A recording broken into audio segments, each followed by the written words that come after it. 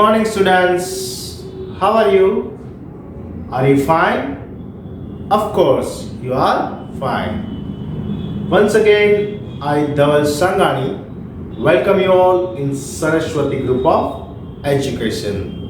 Students, as you know, Standard 9, Subject English, Chapter number 6, The Night Train at Deoli. નો part 3 નો આજે આપણે અભ્યાસ કરવા જઈ રહ્યા છીએ, જેના ઓથર છે રસ્કિન બોન્ડ.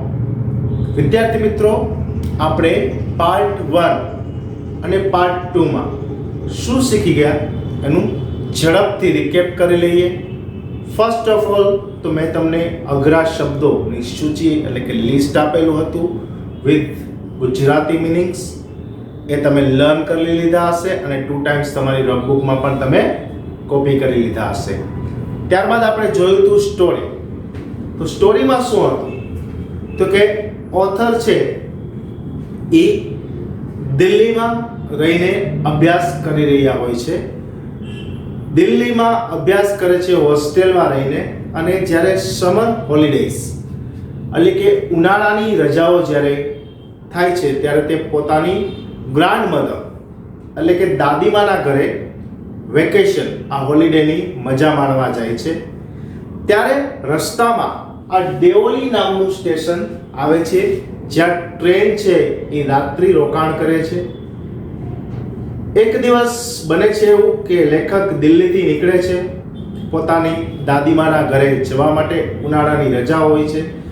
સામાન્ય રીતે લેખક છે એ મે મહિનાની શરૂઆતમાં ત્યાંથી નીકળે છે ને જુલાઈના એન્ડમાં પરત પોતાની હોસ્ટેલ પોતાના એજ્યુકેશન સ્ટેશન દિલ્હી પર પરત આવે છે. તો અરાઉન્ડ 3 months એટલે લગભગ 3 મહિના જેટલો સમય તે પોતાના દાદીમાને ત્યાં પસાર કરે છે. તો એક દિવસ બને છે એવું કે ટ્રેન છે દેઓલી સ્ટેશને થોભે છે.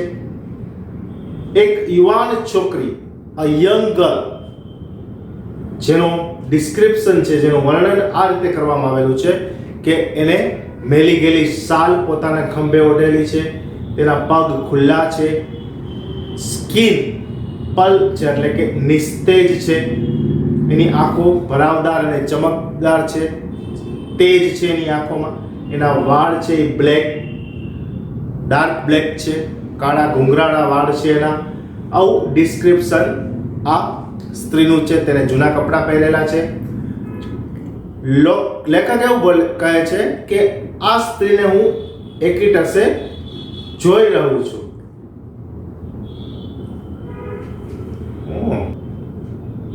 લેખક એવું કહે છે કે આ છોકરીને હું એકીટસે જોયા કરું છું.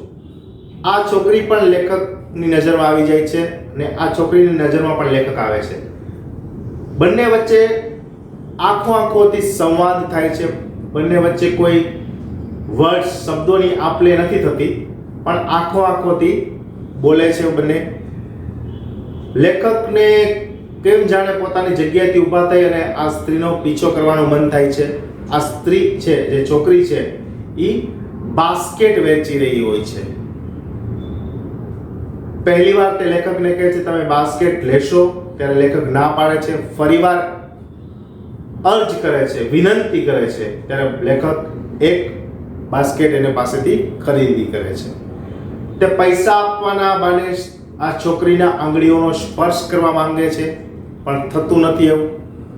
ફરીવાર બને છે એવું કે ત્યાંથી ગાર્ડ વિસલ વગાડે છે અને ટ્રેન ત્યાંથી ચાલી જાય છે. થોડા દિવસોનો સમય વીતે છે. લેખકની સ્મૃતિમાંથી પણ આ છોકરી અદૃશ્ય થઈ જાય છે, ભૂલાઈ જાય છે, અને છોકરીને પણ આ લેખક ભૂલાઈ જાય છે. તો તમે એવું માનો છો કે બંનેને એકબીજાને યાદ રહ્યા છે? હા. ફરીવાર જ્યારે લેખક પોતાની એજ્યુકેશન હબ એટલે કે સિટી દિલ્હી પરત ફરે છે, ત્યારે તે આ સ્ત્રીને, આ છોકરીને યાદ હોય છે, અને છોકરીને પણ આ લેખક યાદ હોય છે. બંને વચ્ચે માત્ર આંખોથી જ વાતચીત થાય છે. લેખક તેને પોતાની સાથે દિલ્હી લઈ જવા ઈચ્છે છે, પણ આ છોકરી જવા તૈયાર નથી. અહીંયા સુધી આપણે પાર્ટ 1 અને પાર્ટ 2 માં અભ્યાસ કર્યો હતો. આજે પાર્ટ 3 માં આપણે એનાથી આગળની સ્ટોરી વિશે અભ્યાસ કરીશું. એ પહેલા ગ્લોસરી. અત્યાર સુધી આપણે શું જોયું કે ઇંગ્લિશના ગુજરાતી અર્થ જોયા આપણે. તો આ ઇંગ્લિશના ઇંગ્લિશ અર્થ એટલે ફોર એક્ઝામ્પલ સિનોનિમ્સ, સમાનાર્થી શબ્દ જેવું છે. ફોર એક્ઝામ્પલ પહેલું આપણે જોઈએ પ્લેન. તો મેં તમને કીધું હતું ગુજરાતીમાં ખુલ્લું મેદાન, તો ઓપન ફિલ્ડ. ઓપન નો મતલબ થશે પણ ખુલ્લું ને ફિલ્ડ એટલે મેદાન. પેલ એટલે નિસ્તેજ ચહેરો, એવી વાત આપણી થઈ હતી. તો કે કલરલેસ અથવા ડલ, ફીકું પડી ગયેલું. ક્લેનિંગ એન્જિનનો અવાજ, જે એન્જિન વિસલ વગાડે, બરોબર, રિંગિંગ. બ્લડ, આના વિશે પણ આપણે વાત થઈ હતી. ઝાકું, કે શિયાળાની સવાર હોય, તમે ડ્રાઇવિંગ કરતા હો તો શું થાય, ધુમ્મસ હોય તો ઝાકું ઝાકું દેખાય, વિઝિબિલિટી એટલી બધી ક્લિયર ન હોય, તો બ્લડ એટલે નોટ ક્લિયર. થ્રીલ, જેનો મીનિંગ ગુજરાતીમાં થાય છે રોમાંચ, તો ટુ ફીલ વેરી એક્સાઇટેડ, ઉત્તેજનાથી ભરી જવું. નર્વસ એટલે ઇન્ટેન્શન, ચિંતામાં આવવું. પ્રિફર ટુ એટલે લાઈક, પસંદ કરવું. આ ટેક્સ્ટ બુક એક્સરસાઇઝ છે જે આપણે લેસન પૂરું થયા પછી કમ્પ્લીટ કરીશું. હવે આપણે લેસન તરફ આગળ વધીએ છીએ.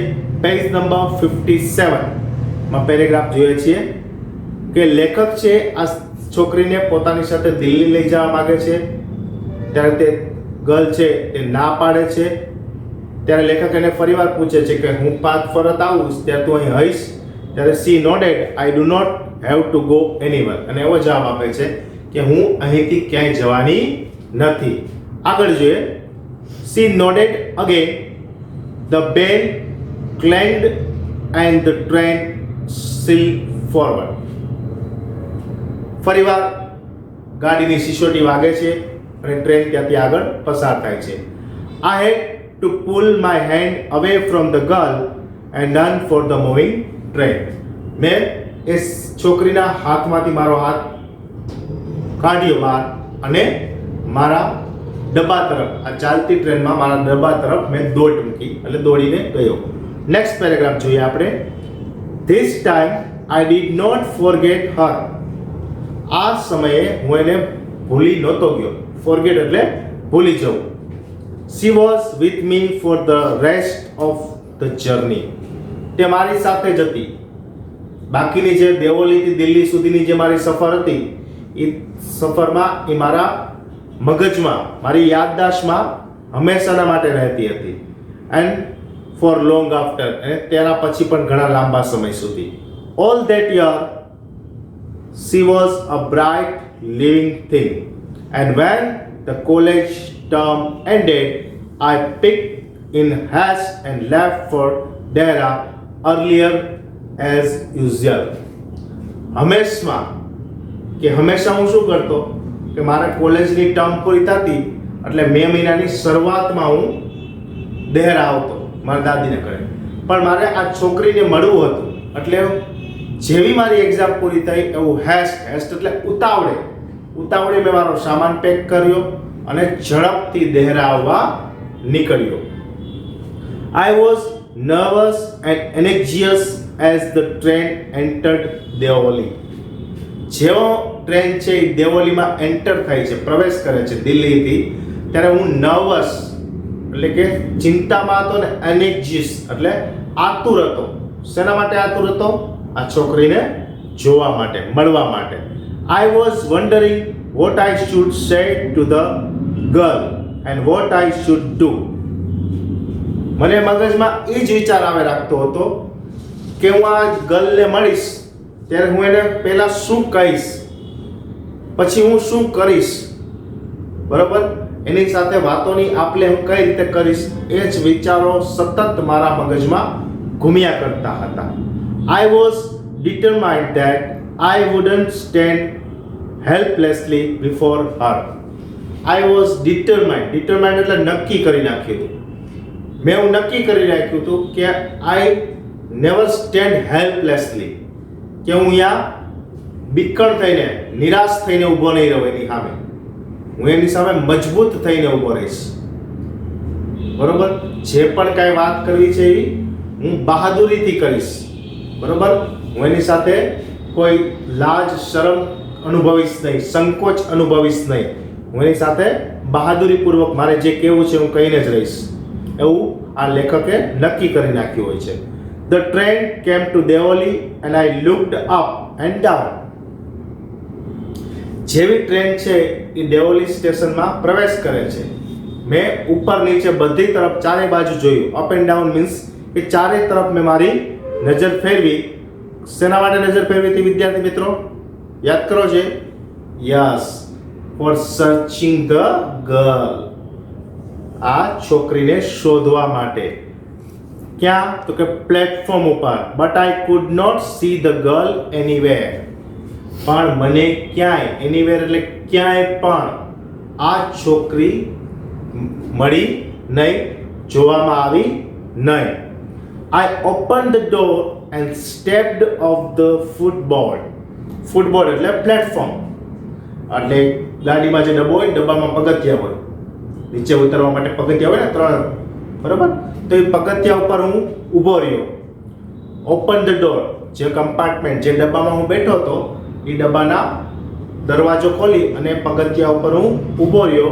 I was deeply disappointed. મને અંદરથી ખૂબ જ નિરાશા થઈ. ડીપલી એટલે ખૂબ જ, ડિસઅપોઇન્ટ એટલે નિરાશા થઈ. I felt I had to do something and so I ran up to the station master and said, do you know the girl who used to sell basket here? હું મગજમાં મને એવો વિચાર આવ્યો કે મારે કંઈક કરવું જોઈએ. તો હું ઝડપથી દોડી અને સ્ટેશન માસ્ટર પાસે ગયો અને કહ્યું કે અહીં આ પ્લેટફોર્મ ઉપર ઘણા લાંબા સમયથી એક ગર્લ આવતી હતી જે બાસ્કેટ સેલ કરતી હતી. શું તેણીને તમે જોઈ છે? આ ઓથર છે એ ક્વેશ્ચનિંગ કરે છે સ્ટેશન માસ્ટરને. No I don't know, said the station master. એના પ્રત્યુત્તરમાં, એના રિપ્લાયમાં સ્ટેશન માસ્ટર શું કહે છે? નો આઈ ડોન્ટ નો, મને ખબર નથી આ ગર્લ ક્યાં છે, કઈ રીતે છે, ક્યારે વેચવા આવે છે, મને કોઈ જાતની ખબર નથી અથવા મેં એને જોઈ જ નથી. The train was moving out of the station and I had to run up the platform and jump for the door of my compartment. જ્યારે આ ઓથર છે એ આ સ્ટેશન માસ્ટર સાથે વાર્તાલાપ કરી રહ્યા હોય છે ત્યારે ટ્રેન નો ઉપડવાનો સમય થઈ જાય છે. એટલે ફરીવાર લેખકને દોડીને પોતાના કમ્પાર્ટમેન્ટના દરવાજા સુધી જવું પડે છે અને પોતાના કમ્પાર્ટમેન્ટમાં એટલે કે ડબ્બામાં ચડવું પડે છે. Next paragraph. As the only platform vanished, I decided that one day I would have to break journey there. જેવું દેવોલી સ્ટેશન મારી આંખોની સામેથી વેનિશ એટલે કે અદ્રશ્ય થયું પછી મેં વિચાર્યું કે એક દિવસ જરૂર એવું મારા મગજમાં મેં નક્કી કર્યું કે એક દિવસ હું આ દેવોલી સ્ટેશને ઉતરીશ અને એક દિવસ આખો આ ગામમાં વિતાવીશ. Stop my journey, break my journey કે સ્ટોપ માય જર્ની એટલે કે કાં તો દિલ્હીથી દાયરા જતો હોઈશ ત્યારે બ્રેક જર્ની કરીશ મારી, દેવોલી રોકાઈશ, અથવા દેહરાથી દિલ્હી પરત ફરીશ ત્યારે હું મારી બ્રેક જર્ની કરીશ. એટલે કે હું અહીં રોકાઈશ, પછી અહીંથી મારે જ્યાં આગળ દેહરા જવું હશે તો દેહરા જઈશ અને દિલ્હી તરફ જતો હોઈશ તો દિલ્હી જઈશ, એવું લેખક નક્કી કરે છે. I would spend a day in the town, make inquiries and find the girl who had stolen my heart with nothing but I looked from her dark impatient eyes. શેને શોધવા માટે હું અહીં રોકાવાનો છું એક દિવસ? આઈ ઇન્ક્વાયરી એટલે કે હું પૂછપરછ કરીશ આ ગર્લ વિશે. ફાઇન્ડ ધ ગર્લ, આ છોકરીને હું શોધીશ. who had stolen my heart. stolen, સ્ટીલનું પાસ્ટ ટેન્સ છે, ચોરી લીધું, જેણે મારું હૃદય, દિલ ચોરી લીધું. with nothing but a look from her dark impatient eyes, એની લાગણીશીલ આંખો. નેક્સ્ટ પેરેગ્રાફ જોઈએ તો, in the last few years I have passed through the Deoli many times. છેલ્લા ઘણા સમયથી હું દેવોલીથી પસાર થતો હતો. મેની ટાઈમ્સ, ઘણી વખત પસાર થયો છું. I always look out of the window to see the same girl. હું હંમેશા જ્યારે પસાર થતો, દિલ્હીથી દેહરા જતો, દેહરાથી દિલ્હી જતો, ત્યારે દેવોલી સ્ટેશન ઉપર બારીમાંથી એ જ છોકરીને હંમેશા શોધતો. Unchanged face smiling to me, but I will never break journey there. પણ જે મેં વિચાર્યું હતું કે એક દિવસ હું અહીં રોકાઈશ અને આ છોકરી વિશે ઇન્ક્વાયરી કરીશ, આ છોકરી મને પ્લેટફોર્મ પર રોજ ઊભેલી દેખાય, મને સ્માઇલ પણ આપતી હોય, પણ મારું જે મગજમાં જે મેં નક્કી કરેલું હતું કે એક દિવસ હું મારી જર્ની છે એ બ્રેક કરીશ, પણ એવું ક્યારેય મેં કર્યું નહીં.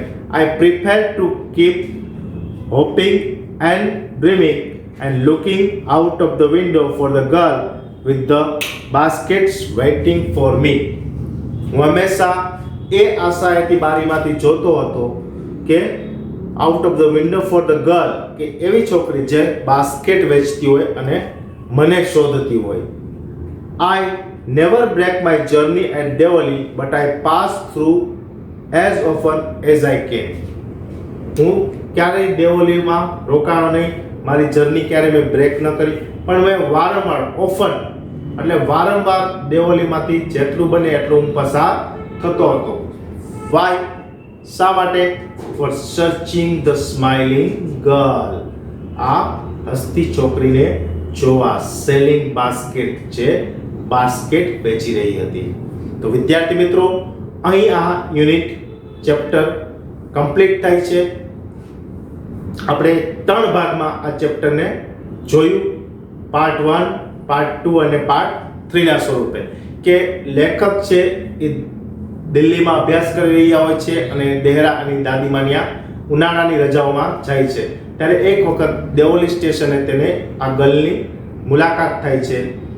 બંને વચ્ચે કોઈ વાતચીત નથી થતી, પરંતુ આંખોથી, ઈશારાઓથી બંને વચ્ચે સંવાદ થાય છે. લેખકને એની આંગળીઓને પૈસાના બહાને સ્પર્શવાનો મન થાય છે.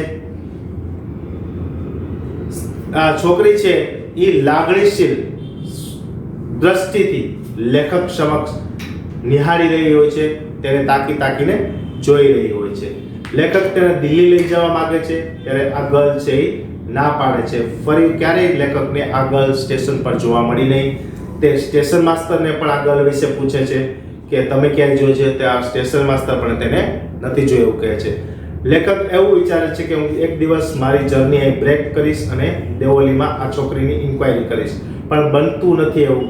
લેખક ક્યારેય પણ પોતાની જર્ની અહીં બ્રેક નથી કરતા, એટલે કે અહીં રોકાતા નથી. એ અહીંથી ઘણી બધી વાર, શક્ય એટલી વાર પસાર થાય છે અને બારીમાંથી આ ગર્લને શોધે છે. હવે આપણે એક ટેક્સ્ટબુક એક્સરસાઇઝ જે મેં અહીં લખેલી છે એના તરફ જઈએ કે ફોર્મ વર્ડ્સ, શબ્દો બનાવો. તમને એક ક્લુ આપેલો છે, એટલે હિન્ટ આપેલી છે. એ હિન્ટને વાંચીને એનો એક શબ્દ બનાવવાનો છે.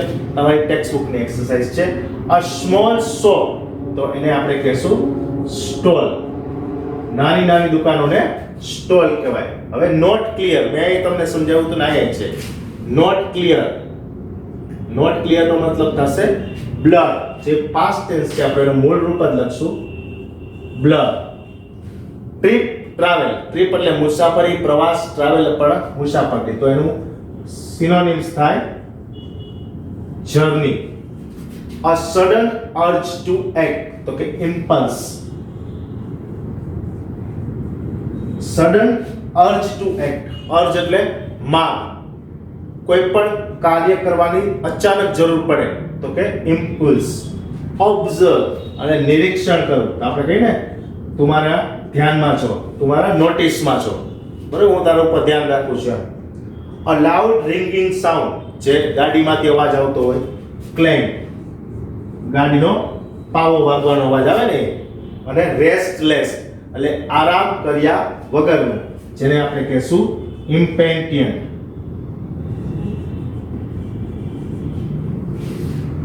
તો વિદ્યાર્થી મિત્રો, હું આશા રાખું છું કે આ લેક્ચર તમને બરોબર સમજાઈ ગયો હશે.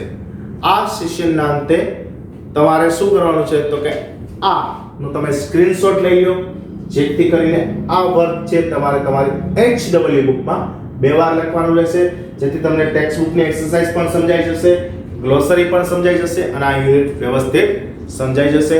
હું આશા રાખું છું કે આખું ચેપ્ટર તમને વ્યવસ્થિત સમજાઈ ગયું હશે. Thank you.